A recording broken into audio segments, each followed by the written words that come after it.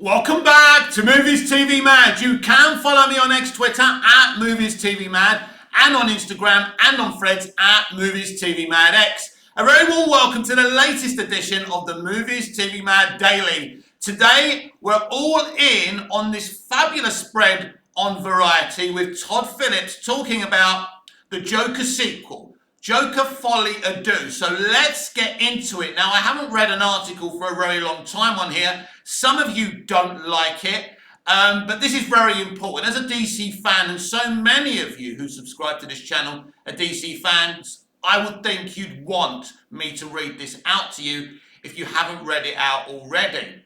This year's anticipated projects for me were always Joker Folly Ado and Penguin starring Colin Farrell on Max. These are the kind of DC projects I want to see, and the Batman too. I think this should be the future of DC rather than one connected universe. But we're not getting that. We're getting the endings of the things that I think should be the future of DC projects like Joker Folly Ado, the Batman and Penguin. Individual projects that are not connected to anything else, and I think we should see more of these things. And I think we're going to see less of these things, and that's a shame. Todd Phillips tells all on making Joker 2. Musical numbers, method acting, and Joaquin Phoenix's Broadway dream that started it all, by Brett Lamb. It all started with Joaquin Phoenix's dream. Shortly before shooting wrapped on Joker, Phoenix confessed to Todd Phillips, the filmmaker who had reimagined Batman's greatest enemy as an aspiring stand-up with a Travis Bickle complex, that he wasn't ready to leave the character behind. When he fell asleep one night, Phoenix had a vision of Arthur Fleck, the man behind Joker's clown makeup, performing on stage, telling jokes and singing. Todd was in the wings talking to me through a headset, Phoenix remembers. I woke up feeling elated and called him, hoping he'd want to do a show with me. Even before Joker went on to earn more than $1 billion in 2019, the pair were already thinking about a follow-up. They discussed the prospect of making their act to Broadway, at least until reality set in. When we talk about the $1 billion Joker made, and we talk about Deadpool and Wolverine beating it, don't forget there's no cameo bait, there's no nostalgia bait in Joker 2019. It's an original piece of work. Its $1 billion box office is exceptional because of that very reason.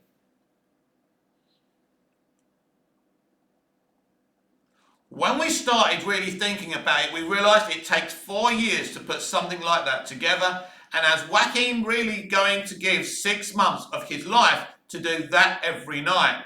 This is interesting. This is very interesting because back in the 30s, right, unless you worked on vaudeville, unless you did burlesque, unless you did Broadway, you weren't getting through the gates of Hollywood to make movies because the musicals were king back then. So this is interesting. Phillips says, then we thought about doing it at the Carlisle as sort of a smaller thing, but COVID hit. Still, Phoenix's initial concept that Arthur, who moves so uncomfortably through the world, could finally find a way to express himself with music lingered as Phillips and his co-writer Scott Silver began plotting a return to Gotham City. 5 years and one pandemic later, the result of Phoenix's nocturnal brainstorm, Joker Folly Ado, is about to debut at the Venice Film Festival. And Phillips is feeling jittery about how the unconventional encore will be received. After all, instead of battling Batman, this Joker sings and dances with Lady Gaga, which is a genius piece of casting, by the way. Why do something if it doesn't scare the shit out of you? Phillips asks. I'm addicted to risk. I mean, it keeps you up at night. It makes your hair fall out. But it is the sweat that keeps you going. Joker was a dicey proposition that paid off, becoming a blockbuster hit and winning Phoenix an Oscar. The gritty pitch Black looked at a mentally ill loner proved that audiences would flock to something dark and challenging, providing it came in a comic book coating. This is interesting because Snyder was slaughtered. Snyder, Goyer and Nolan was slaughtered for Man of Steel. Snyder was slaughtered for BVS, doing something with a similar tone. So it's interesting, isn't it? I love dark CBMs. I think they're very, very interesting. I also like light CBMs. I think we can have both we can have the best of both worlds.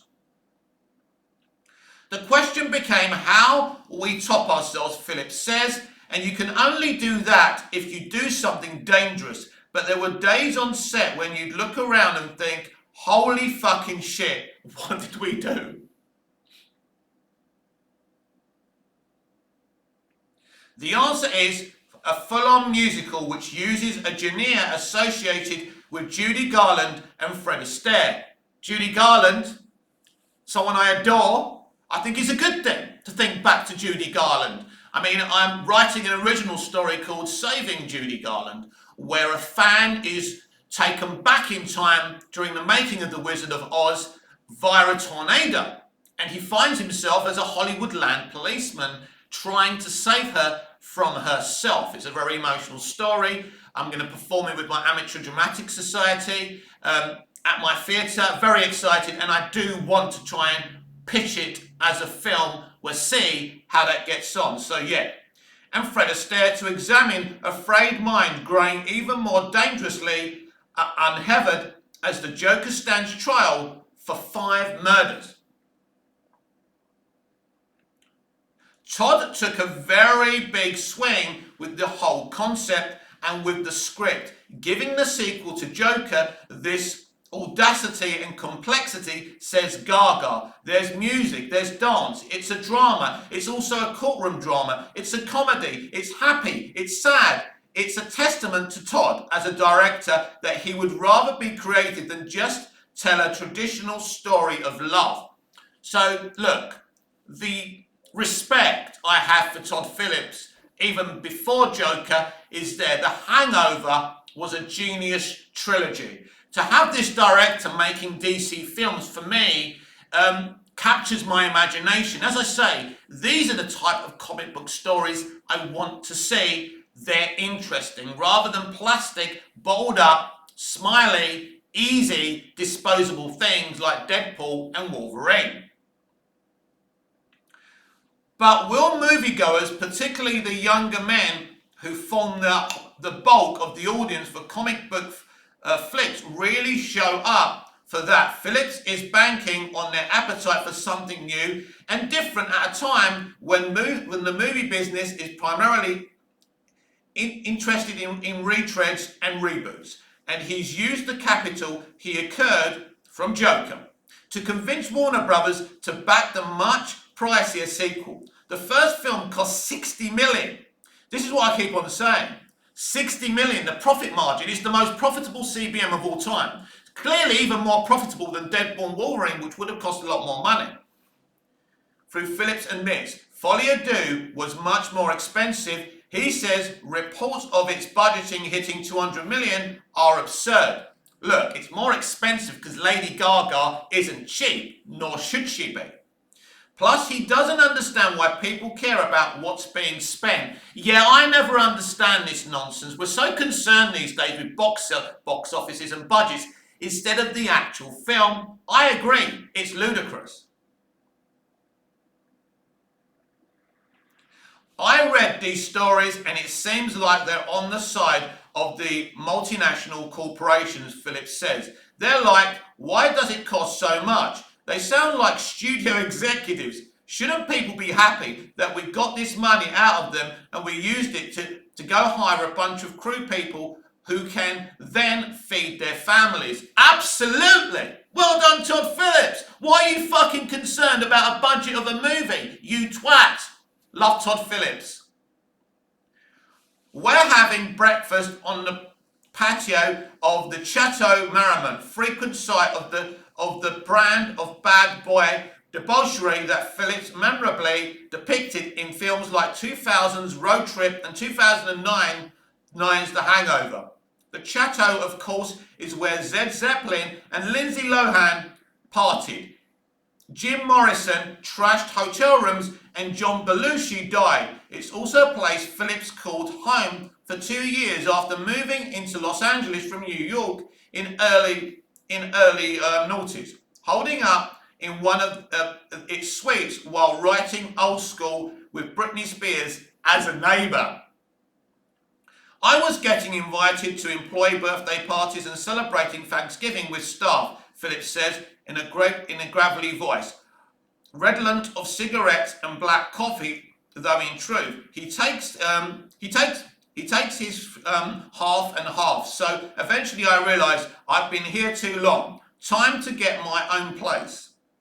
Phillips is more reserved and brainier than his movies about man-children might suggest, talking in detail about Scorsese films he's loved. Man-children. Oh, piss off. Anyway, he's loved or differences between diegetic and non-diegetic music in a grey collared shirt.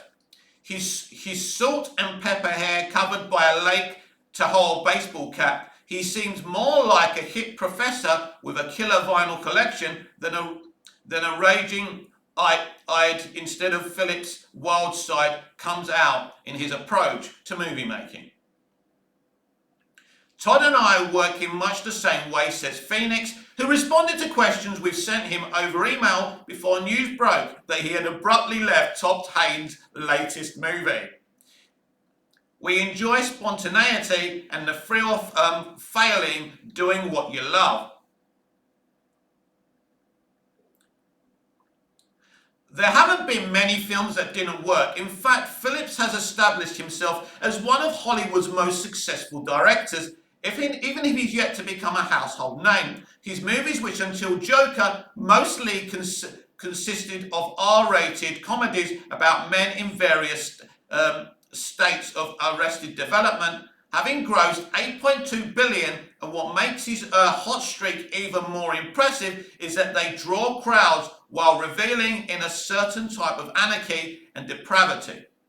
The Hangover, for instance, looks in at the aftermath of a bachelor party, gone all the rails. It starts with the three blacked out friends waking up to discover their buddy has disappeared, and then follows them as they retrace their steps while in desperate need of an Advil and some, whatever that is, Gartrade, along the way.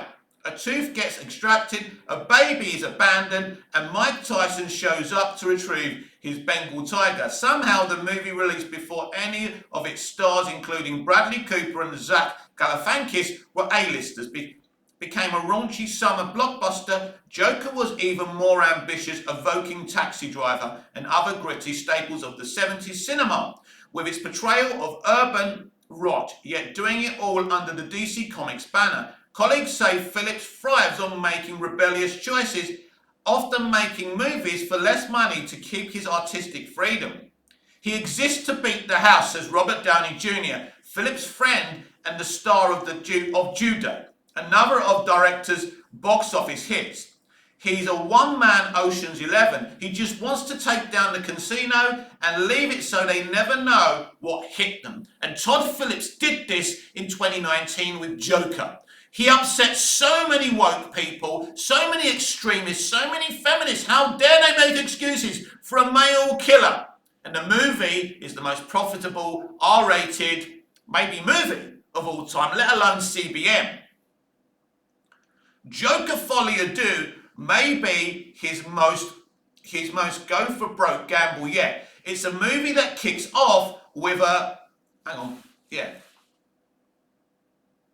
sorry, getting stuck there, right. So anyway, that kicks off with a Looney Tunes inspired cartoon starring the Joker, courtesy of the triplets of Belleville, animation Sylvian Comet, before hurting through prison riots, courtroom face-offs, and a variety show sequence that finds Phoenix and Gaga portraying a homicidal Sonny and Cher. So, just to repeat that and reiterate that, We start off with a Joker-style Looney Tunes cartoon at the beginning of this movie. How awesome and exciting is that going to be, and that going to look?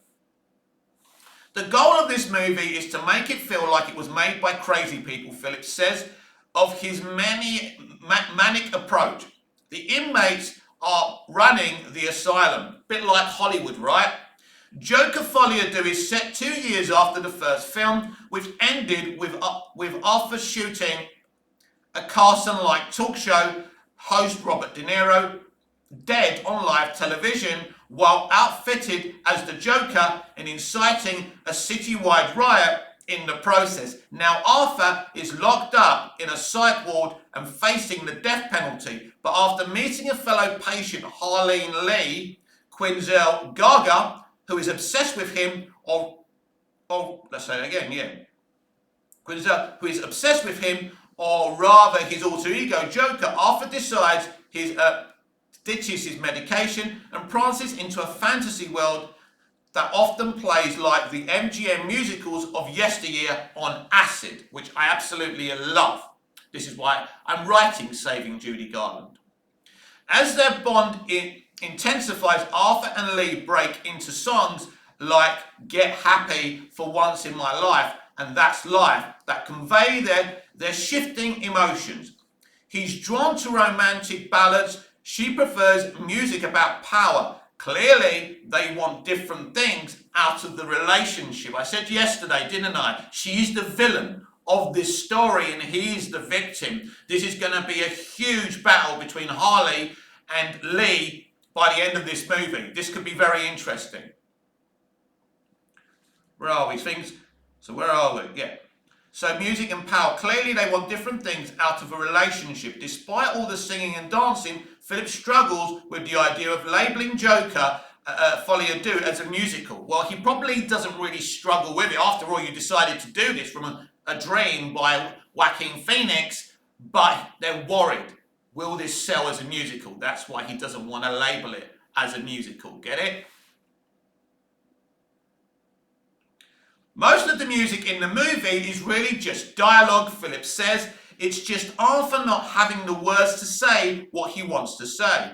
He sings them instead. Phillips hasn't quite landed on the proper way to categorize it yet. I just want people to think that it's like In the Heights, where the lady in the bodega starts to sing and they take it out onto the street. And the police are dancing, he says, pointing out that most of the musical numbers exist in Arthur's head. So, very interesting. Numbers exist in Arthur and Lee's warped imaginations. No disrespect, because I loved In the Heights. Beyond the whole notion of reimagining Joker as a singing, hoofing anti-hero, there was another Phoenix-led inspiration that helped shape Joker Folie à Deux. In their early talks, the actor had also raised the prospect of pairing Arthur with a female Joker who could serve as a dance partner to kind of a psychotic tango. That led Phillips and Silver to Harley Quinn, a supervillain first introduced in 1990s animated Batman series and later brought to life by Margot Robbie in films like Suicide Squad and Birds of Prey. But as played by Gaga, this Harley may be manipulative and immoral, but she's also more grounded. Very, very interesting. I still think she's the villain of this story. The high voice, that accent, the gum chewing, and all sort of sassy stuff that's in the comics, we stripped that away, Phillips says. We wanted her to fit into this world of Gotham that we created from the first movie. Gaga has proven that she can belt out any style of music. See her jazzy albums with Tony Bennett and Phoenix, who once channeled Johnny Cash in Walk the Line. Its similarity gifted at carrying a tune, but Phillips and his Joker Folie à Deux stars wanted to create a rawer, more unstable sound, fluctuating between euphoria and despair, even if that occasional required singing off key. We asked ourselves what would need to be true for two people to just break into song in the middle of conversations. Gaga says, where does the music come from? When no man can hear it, but the characters, neither Arthur nor Lee, are professional singers, and they shouldn't sound like they are. Good point, I like that. Phoenix agrees. It was important to me that we never perform the songs as one typically does in a musical. We didn't want vibrato and perfect notes. Instead, the goal was to do something nerve-wracking but honest. The result is captivating in a way that Phoenix's uninhibited trance dancing in the first Joker was so widely arresting. In any musical, actors will sing along to a pre-recorded track. In this film, Phoenix and Gaga did everything live, accompanied by a piano player who performed off-camera, trying to keep up with whatever tempo they established in the editing room. Phillips then tried to sync the radically different takes into a coherent whole, something that he describes as a nightmare. Particularly for Joaquin, so much of it is about feeling the moment as you do it. Phillips says you can't decide that in a sound studio 3 weeks before you show up to shoot it. Phoenix and Gaga are known for going to extremes to nail their performances. She spoke in an Italian accent throughout the shooting of House of Gucci.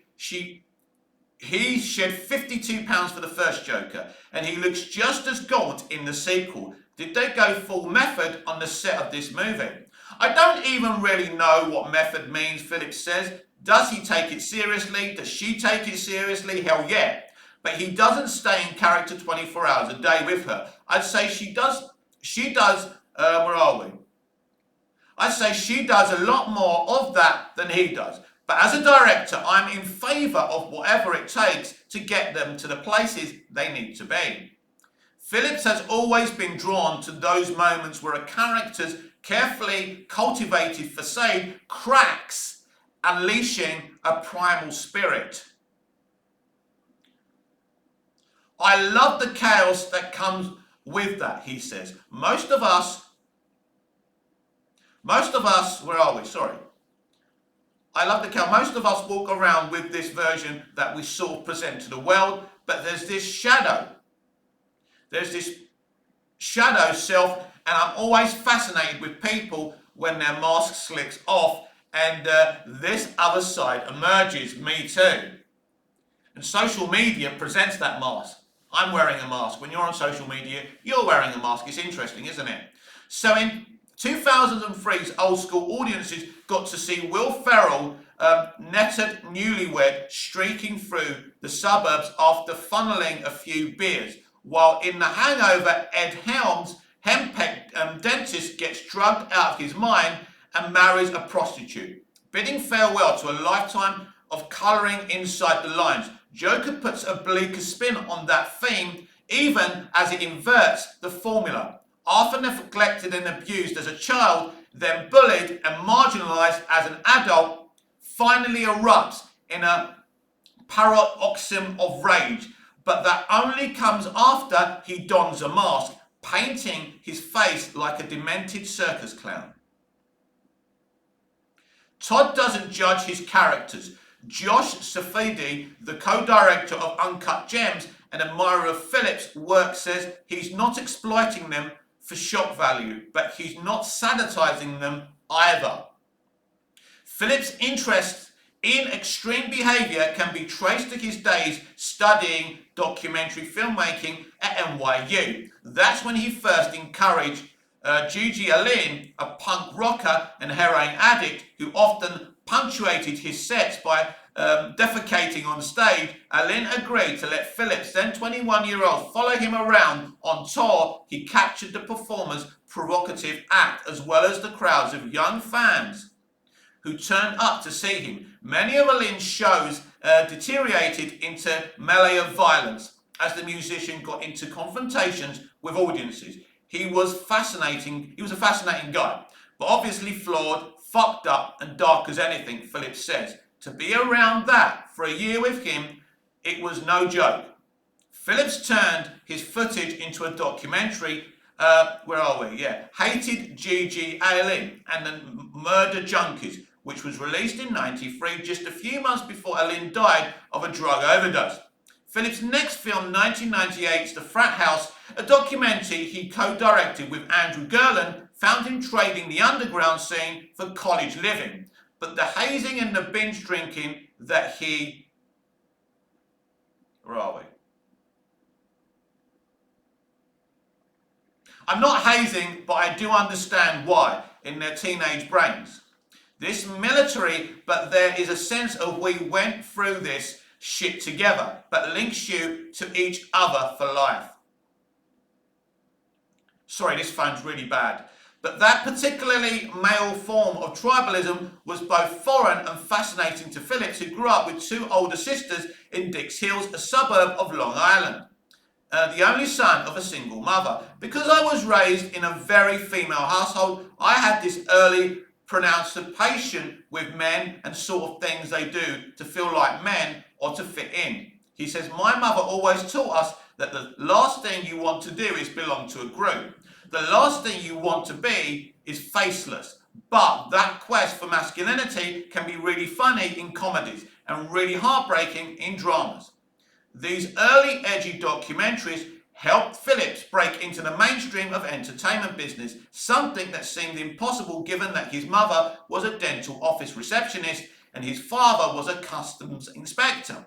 It wasn't like I had an uncle who worked in Hollywood. This is very, very rare and again very refreshing. He says I had no connections, and that's fucking rare, as we've talked about before. And again, I like him even more hearing this. But after Frat House, he got into Sundance. Ghostbusters director Ivan Reitman saw the documentary and enlisted Phillips to make Road Trip, the story of a group of college kids who go on a drug and booze-fueled execution. It was the first studio feature. The night before shooting was scheduled to begin, Phillips panicked and called Reitman. I asked him, do I just show up? How do I start? How do I start, Phillips remembers. And he goes, this is what you need to do. After you arrive, go get a bagel and a coffee. Then pop into the makeup trailer and say hi to the actors. Then go to the first AD. He just moves step by step. And I'm just scribbling away, writing it all down. So that's what I did. That's the first day. It's amazing, isn't it? Because you imagine yourself doing this. I imagine myself being able to do this. And how'd you do it? It would be absolutely intimidating, wouldn't it? At the Chateau, Phillips directing our breakfast experience has us relocate 3 different times. The first table we're sitting at is in the sun and Phillips doesn't want to get burned. The second is too close to a speaker blaring music. He's afraid his words will get drowned out. Finally, we retreat to a quiet corner of the patio away from the other diners. You're getting to see this place from every angle, Phillips jokes. Friends and colleagues describe him as a savage wit who delivers his sardonic observations with a seen-it-all swagger. It's quality Cooper borrowed from Phillips when he starred as the irrelevant Wolfpack leader in the Hangover trilogy. I was basically playing him the whole time, Cooper says. I adapted his mannerisms and the rhyme with which he speaks. Todd is like an amalgamation of whatever that says. He harkens back to the Rat Pack with some John Cavites mixed in. But even though that their very knowingness is on display, Phillips sometimes seems to be holding back. Perhaps he's wary of being too unvarnished with his observations or making a joke that will be picked over on social media. Some of the caution that has to do with the controversy that threatened to engulf Joker when it was released.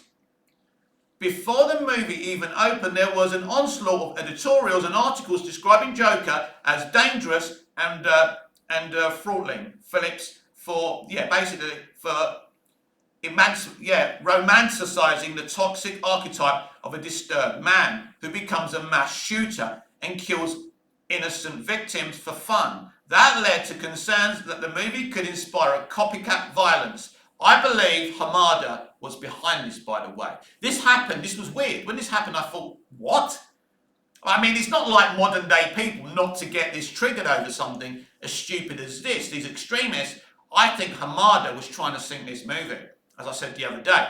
Anyway, movie can inspire copycat violence. As the film's New York Film Festival premieres, Phillips and Phoenix walk the red carpet in a view of SWAT vans. The police presence is a sign of how anxious and on edge authorities were about the film's impact. I was being painted like this provocateur, he says, like I was trying to push buttons.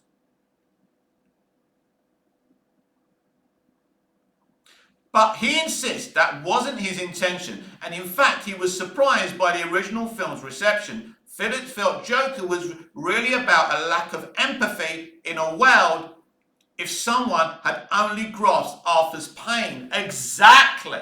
But extremists and the left don't like this kind of talk because they're not very empathetic people. The right are no more empathetic, by the way. I hate both sides these days. Anyway, in a world if someone had only grasped Arthur's pain, or if the social safety net had been more durable, perhaps he could have been helped before he went on a murderous rampage. That's the point.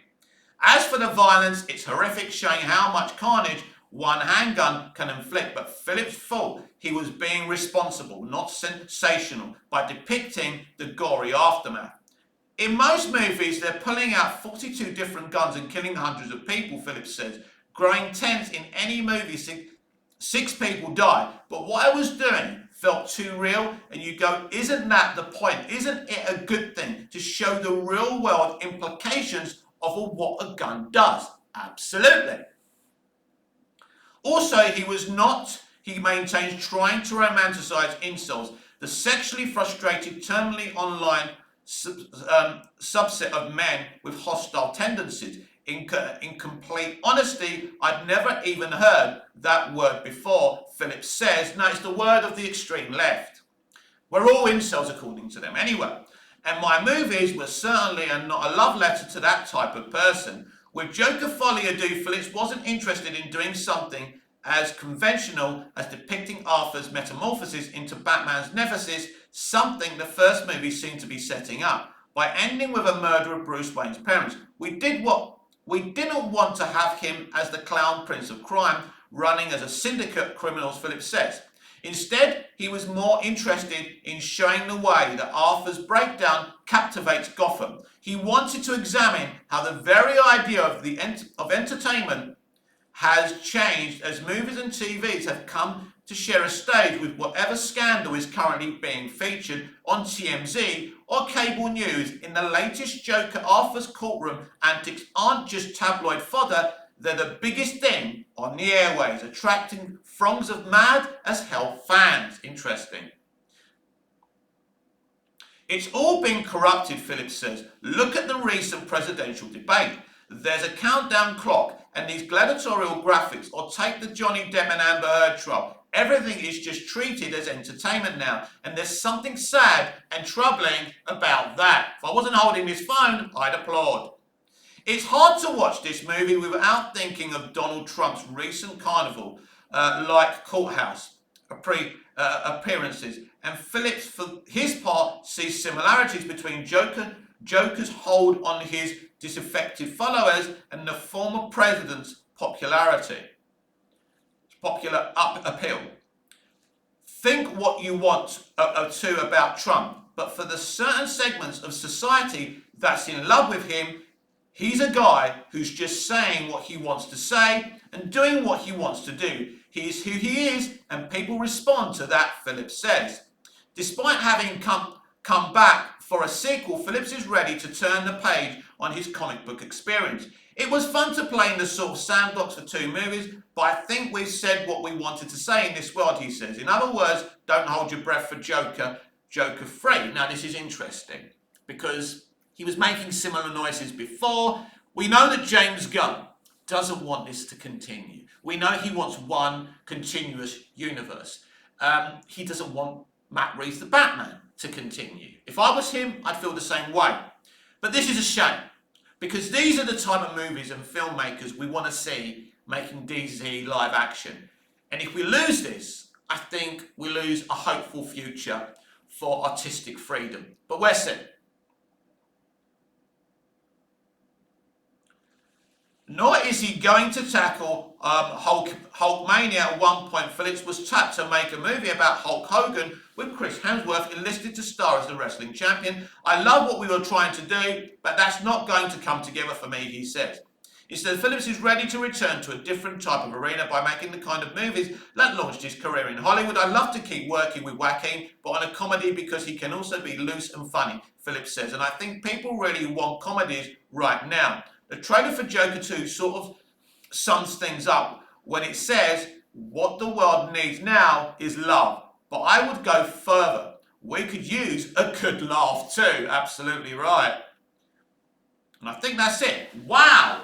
I really enjoyed reading that to you. That was an amazing article. Very thought-provoking, very interesting. Really gives us some interesting morsels about this film that I've been anticipating for a very, very long time. The fact that we're going to get a Joker Looney Tunes cartoon in the opening, the courtroom, how the musical's going to be, but still, he hasn't given the game away exactly what this movie is going to be.